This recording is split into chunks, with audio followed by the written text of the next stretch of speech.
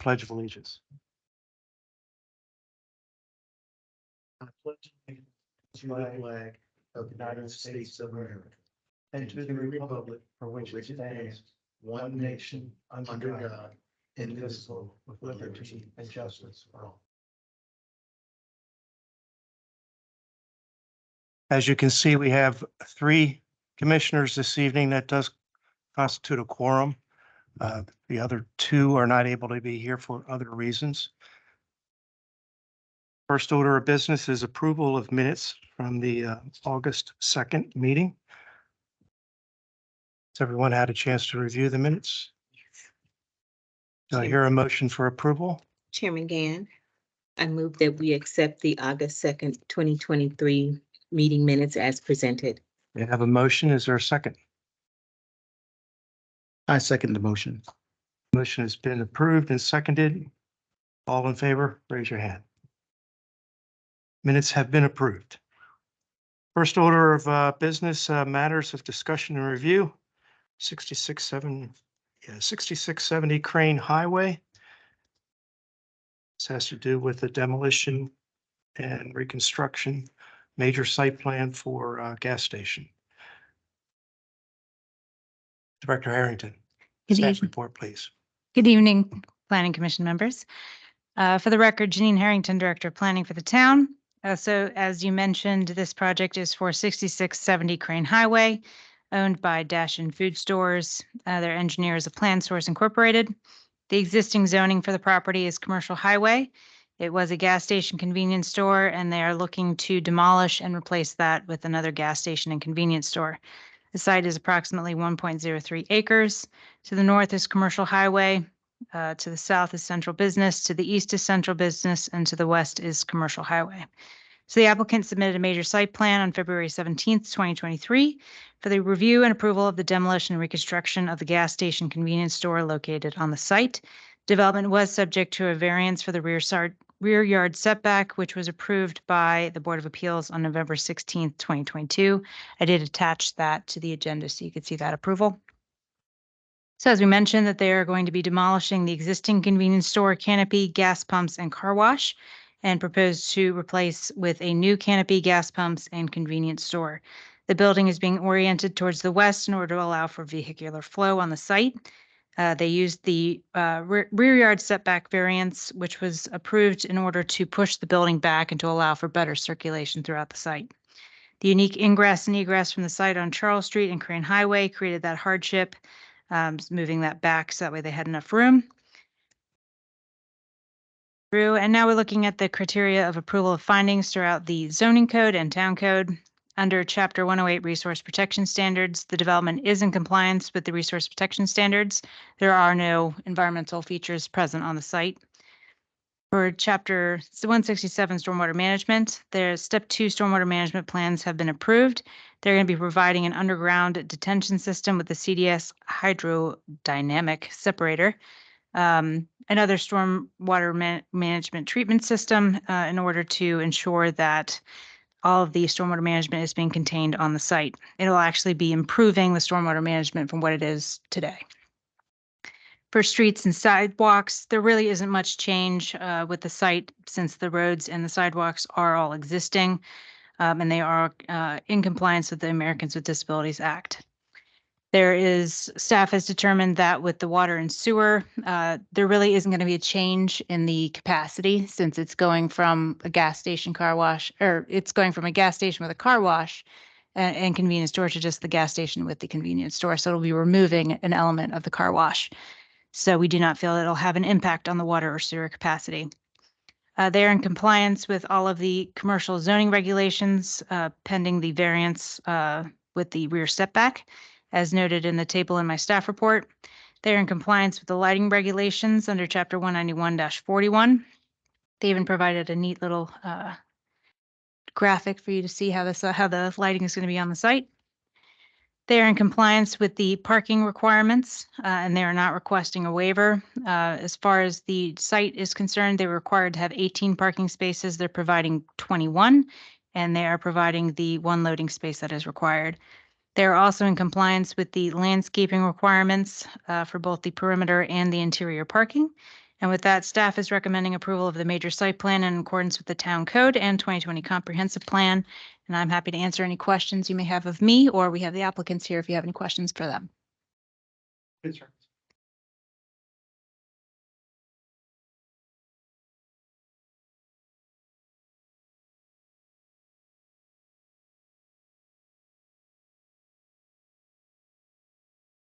Got it. Mark Mudd on behalf of the applicant Dash-In Stores. I have also present Carl Schwartz, the plan source, if there's any questions regarding engineering or surveying aspects. I also have Brian Fenwick of the Dash-In Wells Group as owner representative for the project. I would literally just sort of echoing everything Ms. Harrington just said. It was a beautiful staff report from our perspective. It looks like we have satisfied all the town ordinances. From your perspective, this is, in my opinion, an infill project. It's an existing site, and they're going to basically take and remove the improvements that are there and come back with something that's better, more up to date, more reflective of what the customers are demanding. And I'm actually personally looking forward to have another spot within walking distance that you can get a good sandwich and a good beverage. But we're happy to answer any questions you all have. But again, mirroring sort of me going through her entire report, I'm happy to do so. Right. But No need to do that, right? it was very, very, very pleased with the report and very impressed with working with the town to get to this stage. Any questions or comments from commissioners? Sure, I just have, Councilwoman Bryant Ward, Ward 3. Just, this is the Exxon at 301 in Charles Street? Yes, Okay, and you are tearing it down to rebuild it because the logic that I saw said that it would make easier egress and ingress into the station. Mhm. I'm not sure how that is because you're not getting rid of that right turn lane. You still have that narrow Charles Way. We still Charles Street, the same dynamics that we're going to have at that intersection. So I'm not sure how that is. When you turn right into there, either it's going to be a struggle to get out left or right onto Charles Street. You still have traffic that's merging coming from the south going north that's got to merge to get into your parking lot. So help me understand the logic and how that's going to make it better. sure. So as, and you're familiar with the site, obviously. Mhm. And so our construction work is everything inside, effectively the curbing, the curb and the sidewalk, right? It's just the structures. Mhm. And those entrances and ingress and egresses aren't expected to change. But what will change is, as now, when you come down Route 6, if you pulled in, what do you see? Your vision is blocked by the existing store. You can't see on the other side. That store gets demolished. It gets pushed back up against Baltimore Street, right? That's Baltimore Street. Yeah, Yeah. against the back. It now becomes a typical gas station where the employees from inside the gas station will be able to see all that's occurring there.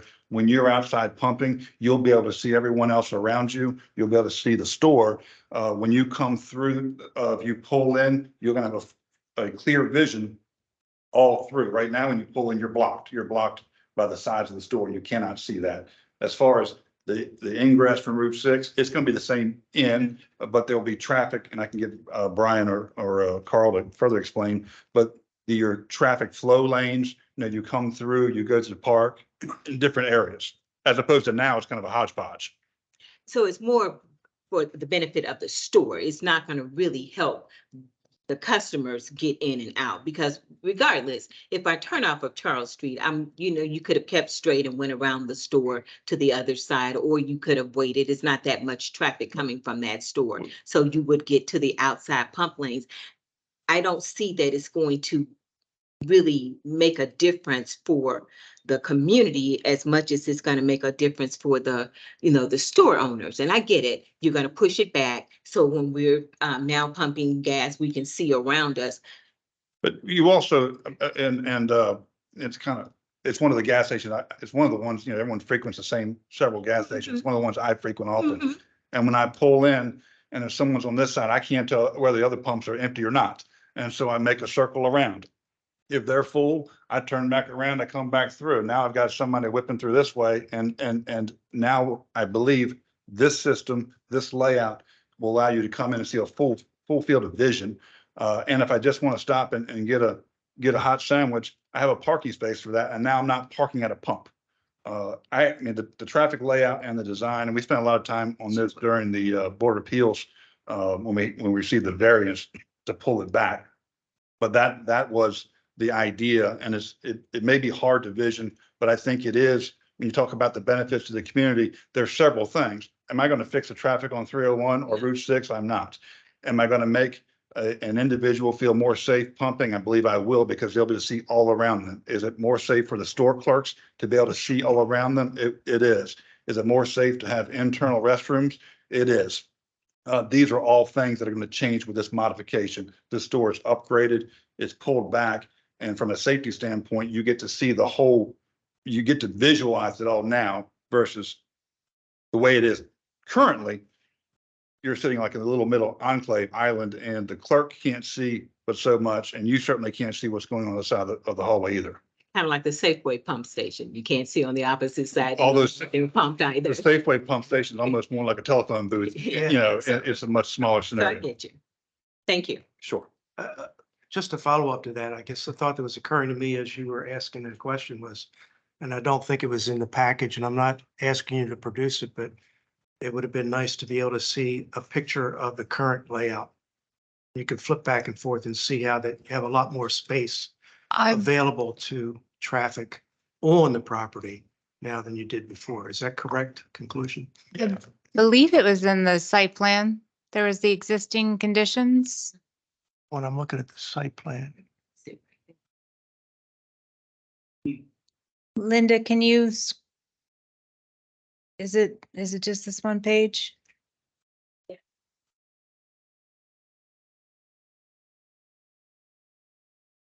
okay. Yes, it's just the one page. Okay, other questions, comments?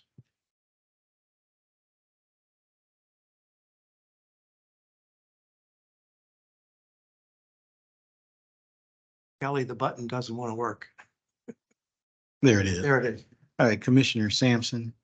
I have two questions that relates to safety and piggyback off of what Councilwoman Brian Ward was mentioning. And the first question, it was a curiosity. I understand how the vehicular traffic will be improved inside the common area. My question is, was any analysis done to see if that will increase more through traffic in that area? In other words, people coming off of 3, cutting through there, because that's a safety concern, because now you can have more vehicles and they can move faster. And so that was the first question I had. Okay, so to rephrase, the question is whether or not a traffic analysis was done to see it will increase cut throughs to avoid the Yes. merge lane, may I ask? Yeah, sure. No, we didn't. It was simply an infill development scheme. And, you know, I think that I'm thinking of, I think it was someplace up in Waldorf where it was always easier to cut through a back store and avoid a traffic light. The difference of that type of scenario and this scenario is this is a right turn merge lane, you know, and so there's other than, you know, merging into 301, it's not, there's a stoplight going right. So I don't have much personal knowledge of people cutting through that way. Perhaps they do, but I think that the idea here would be traffic signage and usage would be primarily devoted just for the gas station and the convenience store. That's our hope. Okay, my second and last question. I saw where you have the Board of Appeals to give you the waiver for the setback. So the question that came to my mind is, based on the layout and based on the lighting standards, was any risk analysis done to determine safety or impact to crime due to that setback? Yes. Well, before any safety analysis, I know that during our Board of Appeals discussion, I can't remember the gentleman's name, had a law enforcement background. He was concerned about the safety and security of the building. There was discussion at that point in time about holding the building back and then making sure there was ample space for the fire department, all those emergency services. And we satisfied the board at that point in time as to those to waive the setback requirement. Okay, thank you. Any other questions or comments? So we're at the point to consider a motion to approve the major site plan as presented. Do I hear such a motion? Commissioner Can, I move that we approve the major site, is it major site? Major site plan. The major site plan as presented.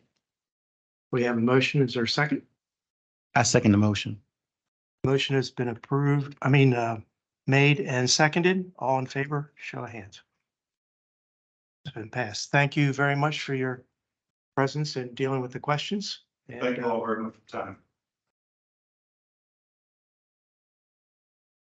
Next item on the agenda, Pine Grove Neighborhood I as in India. Director Harrington, staff report. All right. So for the Pine Grove Neighborhood I, we're looking at the preliminary plat. Again, owner applicant is DR Horton and their authorized agent is Rogers Consulting.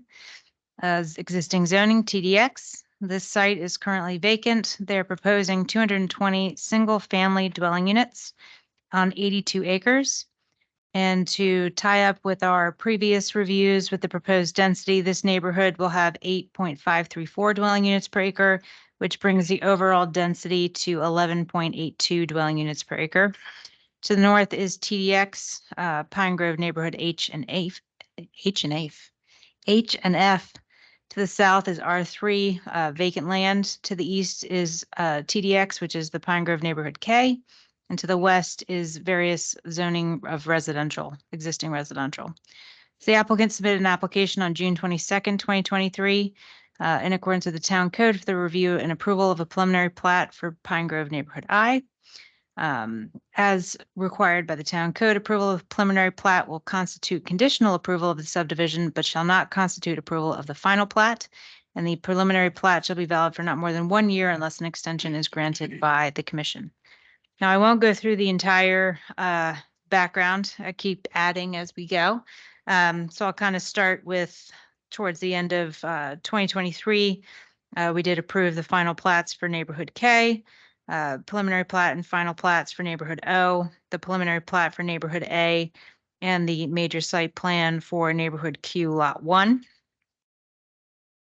So as mentioned for this development, there's 220 dwelling units. In accordance with the master site development plan, there are no lot coverage, minimum lot area, lot widths, or setback requirements. However, the applicant is proposing to have 20-foot front setback, a 20-foot rear setback, and 5-foot side setbacks. And as I mentioned, that they're showing a density of 8.534 dwelling units per acre. And under the TDX zone, the overall development must achieve 6.5 to 15 dwelling units per acre. So they're still within that overall goal. In accordance with Chapter 108, the preliminary forest conservation plan and forest stand delineation have been reviewed and approved in accordance with this section. The site is proposing to clear 655.19 for this is for the preliminary plot, so it encompasses the entire neighborhood. Clearing 655 acres, will retain 247.97 acres, and proposes 55.22 acres of reforestation, of which 22.42 will be replanted on site and 65.6 acres would be required off site. So the final forest conservation plan will need to be submitted with review of the final plat with the code. These step 2 stormwater management plans have been reviewed and approved with their ESD practices. Overall, the development will require at least 131,625 cubic feet of ESD, and they're providing 178,525 cubic feet, so they exceed the minimum requirement. For streets and sidewalks, all streets have been designed in accordance with this section. There have 8 secondary local roads in conformance with the Charles County Design Manual, which we are deferring to for the time being. The neighborhood will have primary access on La Plata Parkway to Route 6, Charles Street, and Heritage Green Parkway to Washington Avenue once that gets developed further. The road names have not been decided yet. That will need to be sent to Charles County Addressing to proceed with the individual addresses. And they are featuring 6-foot wide sidewalks that are ADA compliant ramps at the intersections. As we've mentioned in previous staff reports, we did have the condition with the traffic impact study, and that is moving forward. Just to update on the status of that, they did resubmit an updated traffic impact study on August 18th, which is currently under review with the state and with the county as well as the town. So we're all looking at that, and it ties into the Charles Street improvements that the state is looking at as part of that project as well. As far as the dedication and reservation of parkland, they're proposing 42.129 acres as open space, parcels A through M, including a connection to the nature trail along La Plata Parkway. And the nature trail will connect to the future neighborhood H to the north of the site. In accordance with the town code, they're required to provide 25% as open space, including 5% as public use space. And they are providing 51% open space as part of this development, as well as tot lots in between to take care of the public use space requirement. This area of open space does contain floodplains, wetland streams, steep slopes, and other areas that are being preserved and protected from the development. For the street trees under the town code, they are required to provide 157 trees, and they are providing a minimum of 274 trees. They do have a list of pre-approved trees that we've kind of already selected, and they will be utilizing that list. And the planting strips will be at least 7 feet wide to accommodate the trees within the right-of-ways. For the school seat allocations, the total number of school seats required for Pine Grove for 220 units would be 96.8 school seats. In the existence where the total number of school seats cannot be assigned by the town, the remainder would be reviewed as part of the DRA with the county. So they are looking to get school seats from the town as part of this project. For water and sewer analysis, the estimated water demand for the 220 units would be 55,000 gallons per day, as well as the sewer. And we do have that within our remaining town capacity. So I provided that report. Again, we are not looking at the final numbers as part of the preliminary plat. That'll be at the final plat stage. But at this point in time, we do have the water for this neighborhood, water and sewer for this neighborhood. And I won't go through all of the comprehensive plan requirements. I think we've gone through these several times. They do meet the minimum requirements of the comprehensive plan in compliance with the master site development plan that was approved. So staff is recommending approval of neighborhood I preliminary plat in accordance with the town code. And I will keep the condition about the traffic impact study. Each traffic impact study shall be developed in accordance with the Charles County APF manual using the development district standards. I'll just keep that in there. And with that, if you have any questions of me, I'm happy to answer those. And we do have the applicant, should you have any questions of them. Who is here speaking for the applicant?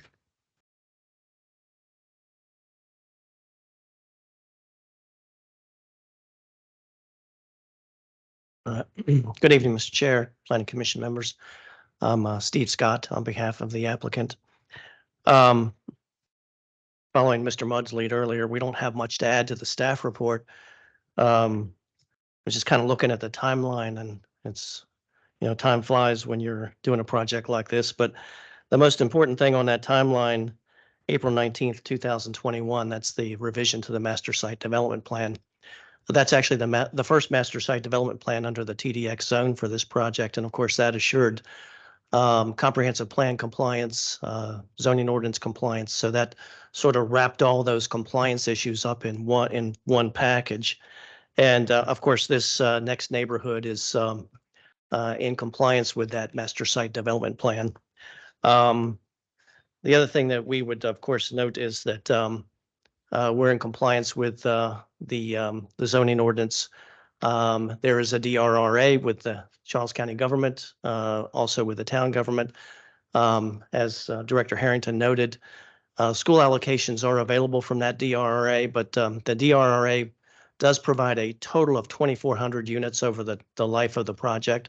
And so there's this delta or this gap of units that we'll be using from the town's allocation policy as we go, and this is potentially one of them.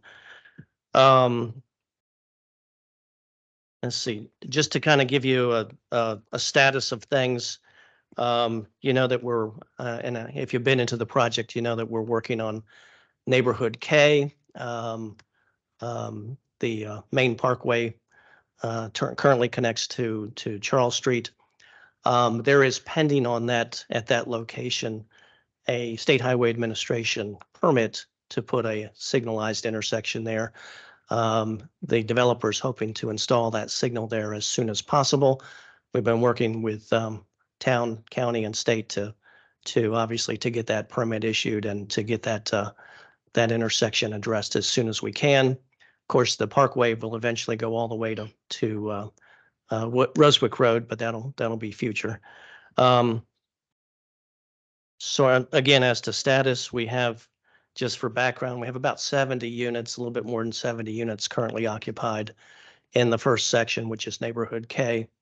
And this, of course, this new Neighborhood I would be a section of single-family home lots, just very similar to Neighborhood K. And we've got, if you have questions, we've got Ethan Kilby from D.R. Horton. We got Danielle Conroe from Rogers Consulting. And then also we've got virtually on with us Mike Linhart, our traffic consultant. So we're happy to answer any questions. Of course, as Director Harrington noted, this is preliminary plan. There's still some engineering and design left to do. Some finishing touches before we come back in front of you with the final plats. Are there any questions or comments? Mr. Chairman, again, Councilman Bryant Ward, I just had one question, and it's not with regards to the preliminary plat. It's with regards to the forest conservation plan. We're going to wait until the end to make sure we identify the areas for the additional forest conservation. Who provides oversight to that as we do the building, as we approve the various neighborhoods? Who's reviewing that? Yes. Me.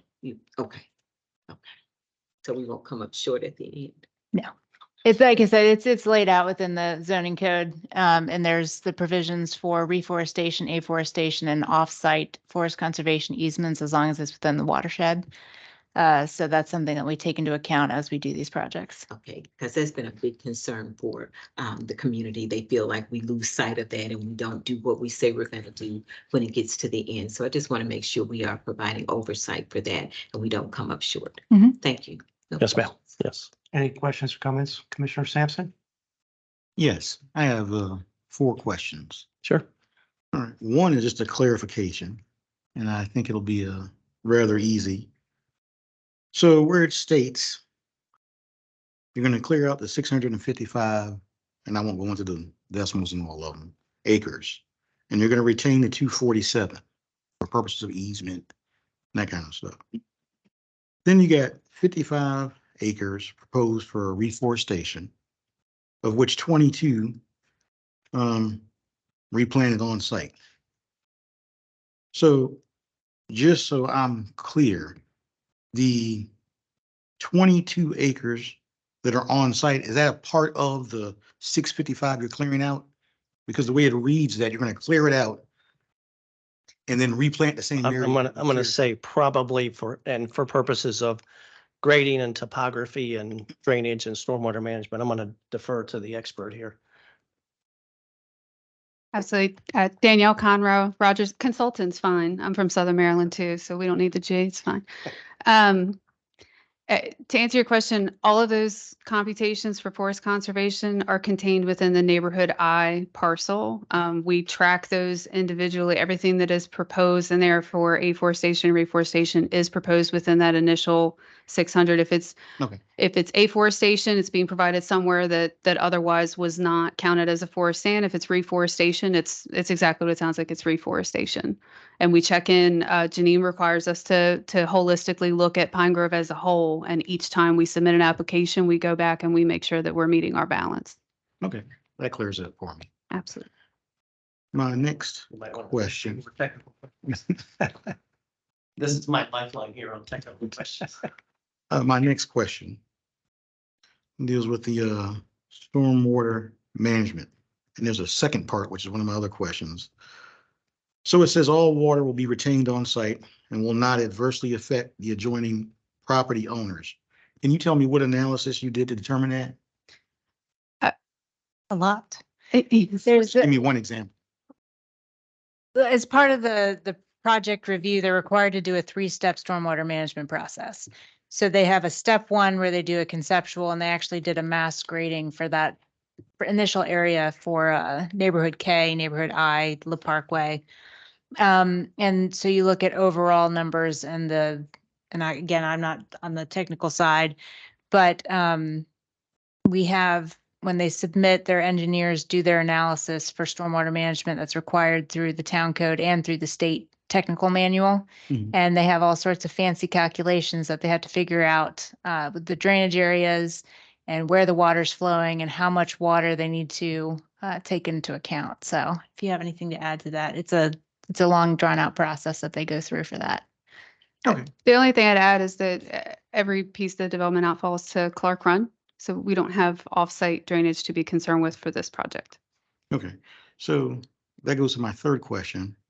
The reason that question came up, the one I just asked you, is because when I look at the general notes on the preliminary plat, I saw that it's in the 100-year flood zone, but it's zoned AE according to FEMA. So that tells me there's a flood insurance rate map out there. So the obvious question is, when you build the impervious areas, will that increase the chance of flooding in the area? That's why I asked about the drainage and going on other people's property. So was there Understood. analysis done for likelihood of increased flooding or flash flooding? Yes, absolutely. And the Tim Wells with Charles County Soil Conservation, he carefully reviews each of our stormwater and erosion sediment control submittals, and he requires that we not only check for the increase in, it would be internal to us, offsite for neighborhood I, let's say to Clark Run. He also requires us to make sure that we don't have a drainage rate that's going to cause washouts for the future. And I'm having a brain malfunction. Remind me what ESD stands for. Environmentally sensitive site design. Thank you. Mhm. So that's where there's a calculation that's involved, and that's where I put in the staff report that when you look at the technical manual and how much water they need to take into consideration, they're required to provide 131,625 cubic feet of ESD, and they're exceeding that. So they're taking into account more than they need to. Yes, Yeah. I did see that. I was just wondering about the flooding. with- Yeah, anytime you add impervious area, you're going to increase the risk of flooding or changing the way that the water is flowing. So the unique part of this site is the fact that you have the railroad tracks on one side, which slopes this way, and then they have to take into account the right of way and the different properties to make it remains on site and not flowing off site. Without boring you to tears, those computations are included with ESD. Okay. If you ever need help sleeping one night, you want Maryland Department of the Environment, Chapter 5. Okay. Okay. And then my last question. It said in the report that some offsite forest conservation will be required to meet standards and will be required at a 2-to-1 ratio. Can you give me an example of one or two of those standards? What do you mean? It was under goal 7. Yes, so That if statement. they cannot meet the forest conservation on site, if they have to do forest conservation off site, they have to do it at a 2-to-1 ratio. So whereas on site, maybe they needed 1 acre of forest conservation, if they do an off-site easement, they have to have 2 acres. Some offsite forest conservation will, so when it says some offsite forest conservation will be required, you're saying if needed. You're not saying it's actually required as in this as a rate. Okay, Correct. so that's Yes. good. No, if they can't meet what they need to on site and they've exhausted all other efforts as far as afforestation, reforestation, and the forest conservation easements, that is an option to use instead of fee and lieu in order to do off-site easements to protect land. And we have a working relationship with Charles County government. They have a bank list so that we can look at. And if it's, as long as it's within the same watershed, then we can pull easements off of different properties to protect forest. Okay, yeah, thank you. Okay, that was a key point. Not only has to be in the area, it has to be in the same watershed. That's correct. Thank you. That's all I had.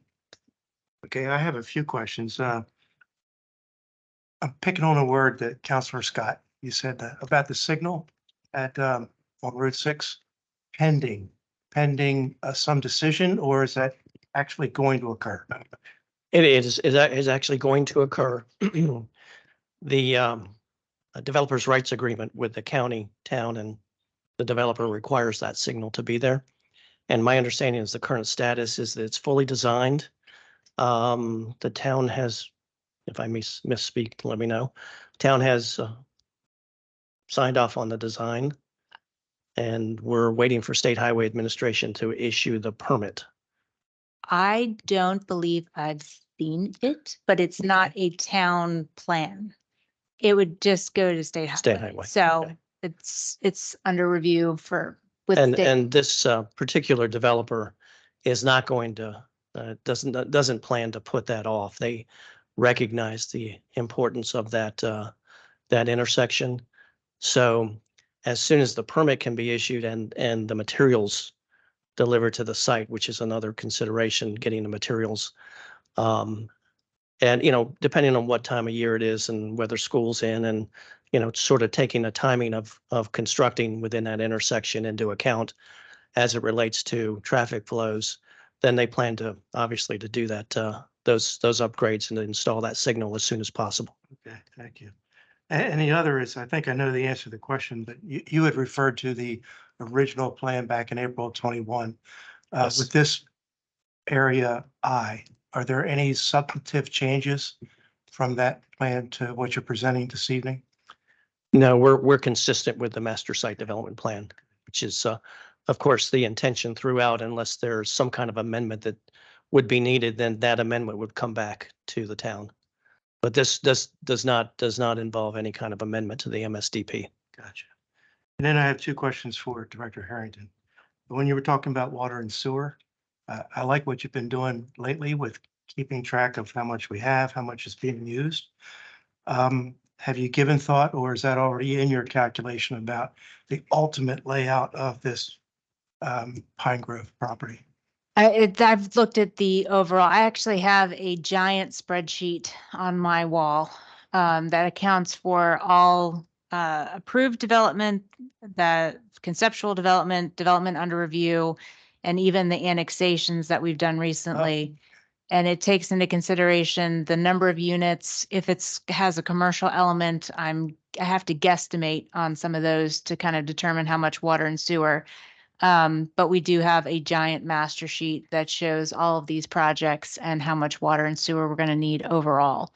So we have a timeline of when we think we're going to need to find an alternative to water with the county. So do you have any concern that this overall property of Pine Grove could get completed? I don't have a concern that it's going to be completed. I think that it's the timing and getting an agreement with Charles County. Yeah. We are working on the infrastructure to get that pipe laid over to Tillman Lake, so we will have the ability to connect to water. It's just the timing and getting that agreement signed. Right. Okay. And then the last question I had for you was, you made reference to the fact that the traffic impact study has now been submitted, but you also said later that you still want to keep that as a condition. I do. It's an ongoing condition that we all agreed to between the state, the county, and the town to make sure that, because it's not just they submit it now and then they're done. As they continue to build out, it's something that has to be constantly looked at. clarity. So every 750 units or every 3 years, it needs to be evaluated and updated as needed. So any other questions or comments? No, but I do want to make a clarification. She didn't just start tracking the water usage with the developments. She's always tracked it. She just didn't have it visual for us. But it's always been something that's been tracked and monitored. Right, that's So I want good. to make sure reminder. I want to make sure we're clear on that. Thank you. Okay, so we're at that point to make a motion to approve this preliminary plat with the condition of the traffic impact study. Director Harrington had some exact words recommended for that motion. Do I hear a motion? I make the motion that we approve the preliminary plat with the condition of the traffic impact study. And is there a second? I second the motion. All in favor, raise your hand. Pass. Thank you all very much. Thank for you very your much. Time and also the clarifications. Thank you.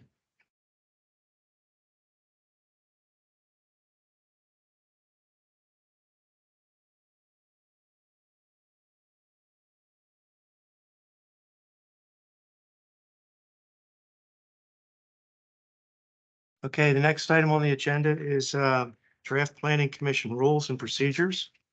At our last meeting, we went page by page review on this, and it's pretty evident to me that I mean, you were certainly taking notes.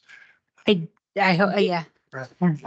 So I'll go to any questions or comments on what Director Harrington has presented. The only thing that I'll bring up, and it was actually having a conversation with Director Phipps on section 6, it's page 4 under meetings. Number 3, a quorum shall consist of 3 commission members present. If a regular member is absent, the alternate will have full voting rights. I did want to add a line that said that, if a commission member is not able to attend, that they need to notify the chairman and staff that they won't be present. To just add that line in there to make sure that we have a quorum. And then on page 5, number 6A, when when an in-person meeting has been scheduled, must notify the town clerk. I would change that to the chairman or to staff. I wouldn't be specific to the town clerk. Okay, that's consistent with your earlier comment. Yeah. Okay.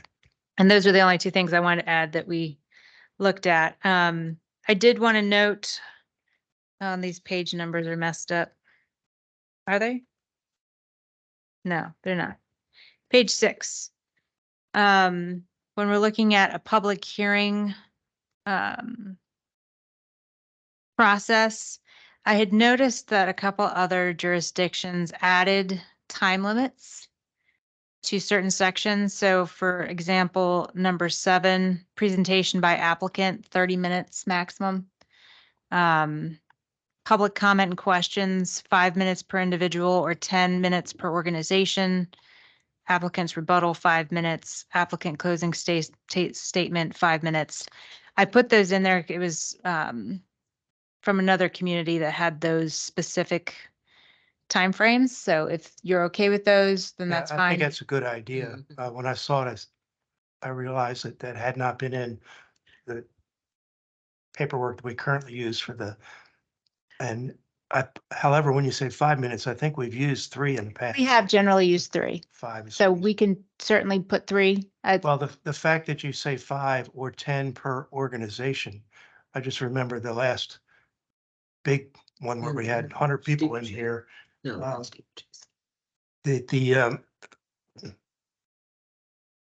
Yeah, no, I always mix those two. They shouldn't both begin with the same letter, right? But that's, so I did, I added the section where, when we're reviewing the sign-in sheets, the chair at their discretion may request larger groups or associations to select an individual to speak for the group for the purpose of avoiding repetition of testimony. The selection of a spokesperson is not intended to prevent the repetitive individual testimony of group members. The chair may also take such other actions to facilitate the orderly, expeditious receipt of testimony and other evidence and argument. So that is an option. Can we do that? Yeah. Can we limit public comment like that? As far as I'm aware, there's nothing to say that you can't say. If you have an HOA and you brought 50 members, kind of compile And it. you said that you had looked at other jurisdictions. This is directly out of another jurisdiction. For the time limits. No, for everything. I understand that, but you're saying that, I mean, but I would like to know if that's okay, if that's right. Because if I come, and all of my neighbors came, their concerns may not be my concerns, but I would hope that if someone got up before me and stated what I was gonna state, I wouldn't stand up and state it again. Mhm. But I wouldn't, just because like they did with steeplechase, they picked somebody and they kept deferring to this person and it became an argument. It wasn't that they were representing concerns. They were basically bantering and arguing and using this person to do it. And so I would be hesitant in this public hearing where a public comment where people are allowed to come and speak individually if they so choose. I don't, I would like to know if that's really something we can do. You can, it's, if you don't want to, we can take it out. This language came directly from another Right, but, jurisdiction. Everybody don't do things right.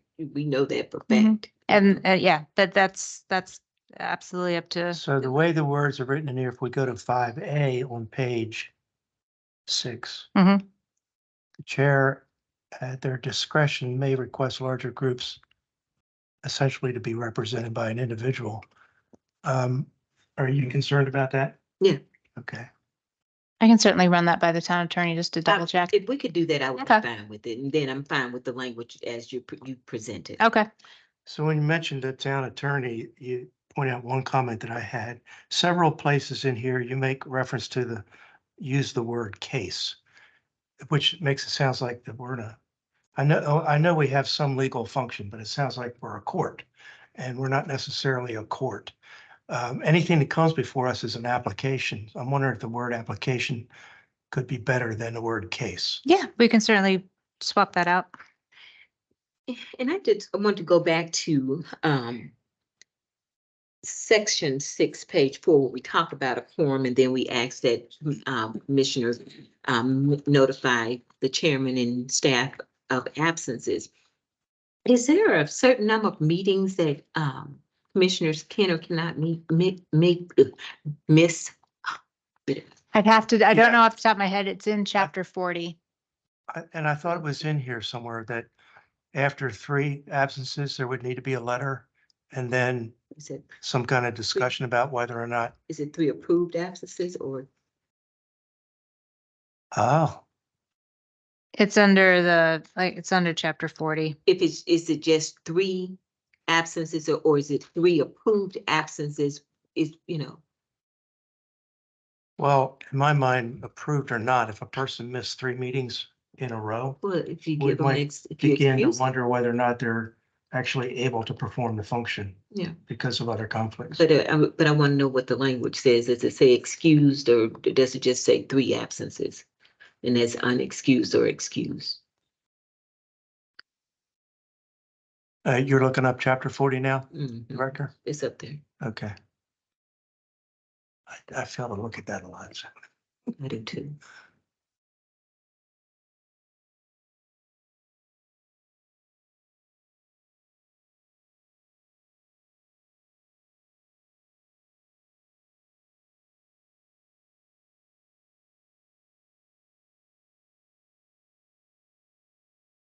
Is it not in there?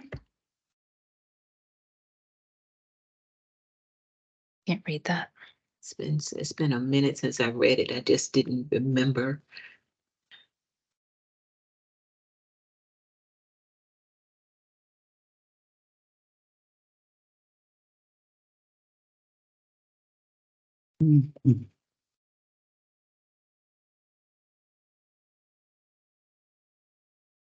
Oh. So it's on page 3. Number 3, training and other duties. Commission members are expected to attend commission meetings and events, including any training. Commission members are also expected to attend joint public hearings with the mayor, town council, and other town commissions as their participation is essential in fulfilling the commission's mission. If a commissioner member misses 3 consecutive meetings or events without prior notice, the chairman or town staff liaison will send the member a letter or email reminding him or her that meeting and event attendance is a membership requirement and that the membership will be reviewed at the next meeting. So it's 3 without prior notice. So if you just don't show up and don't tell anybody, then that's, Yeah, So- that is problems. I think that would answer your question. It does answer my question, but does it address, so you said you would think that whether it's excused or unexcused, if they miss 3, then they're not committed 3, and that's 3 out of 12 Well, meetings. Let me take that a step at a time. The way this is written, if someone doesn't tell us Right, and they don't show up There's 3 3 times, we unexcused. really have a matter to address. right, and that makes sense. But if they've notified you and they've missed 6 because they've notified you, you know, each time, then that doesn't address that issue. But that doesn't stop any one of us, chair or any commissioner, to raise the question with that individual. But would we Can you want- really fit this into your schedule? Or do we want to put it in our, since we're drafting, codes of conduct, do we Might want be that the in kind there? of place to put it, huh? Is it possible, I mean, is that something that we would have to run by the attorney? Is it 3 excused and unexcused? Or are we just leaving it at unexcused because we do, have members that, I don't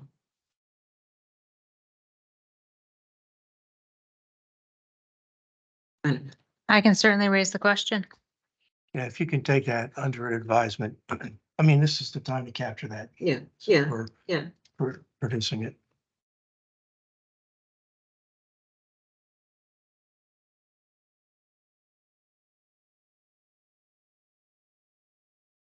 Different question. Page 7, section 3.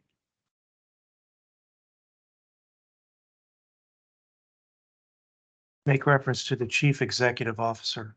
I always get confused. Who's the chief executive officer? Is it the mayor, the town manager, the town manager? Okay.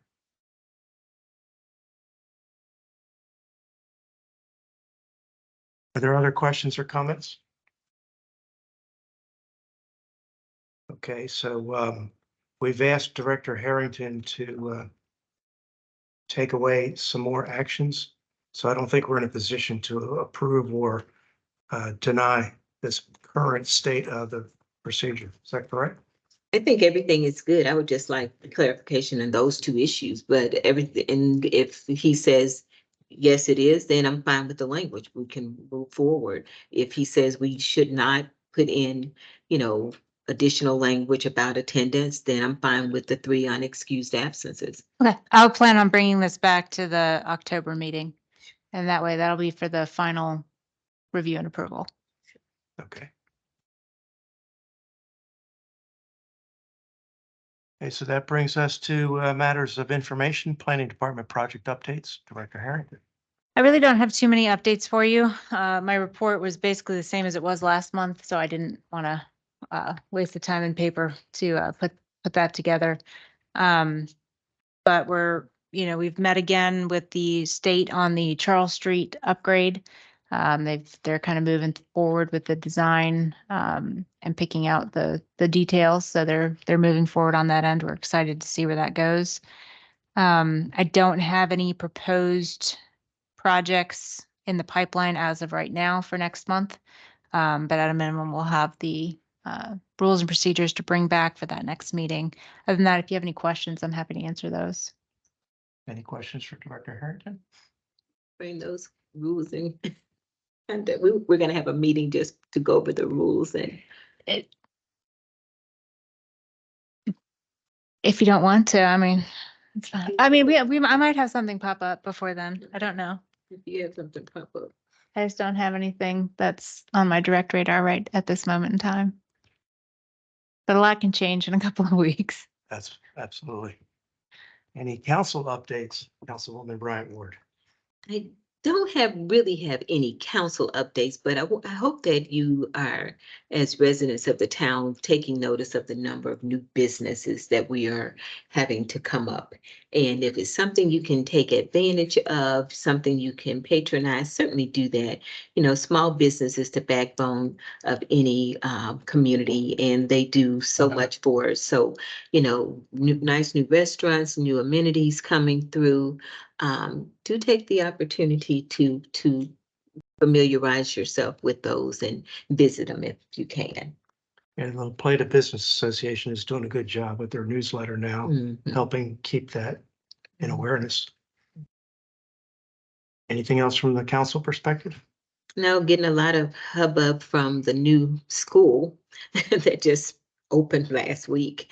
Lots of concerns about traffic when there was already a school there before, so I'm not sure what the concerns are, but the chief and Captain Norris and Captain Payne, they addressed my concern immediately. They went out to the development and they did a walk around, and we've put a traffic trailer within the development to track the number of cars that are coming into to turn into the school's parking lot, just to see if the traffic has increased from the times we've had it there before. We've had that trailer there on Catalpa a number of times, and I'm certain it would have captured, it was at the more towards the end of Catalpa, but I'm certain it would have captured any oncoming traffic. So we're going to do a comparison of that study, and then, you know, concerns about you're always going to have concerns about 301 and Charles Street.